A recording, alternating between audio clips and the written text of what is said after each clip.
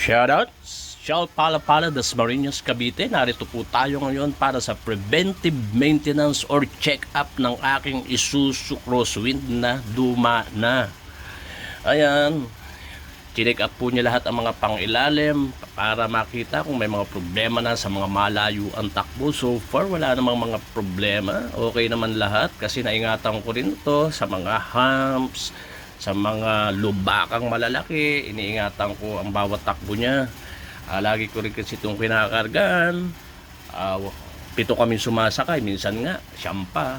Ayan, so okay naman at wala pa naman kailangan na pagkagastusan. After 1 year, okay pa rin siya. Yan, thank you. At shout out din dito sa chief mechanic na matyaga niyang binusisi at tiningnan ang lahat ng mga pangilalim kung maayos pa.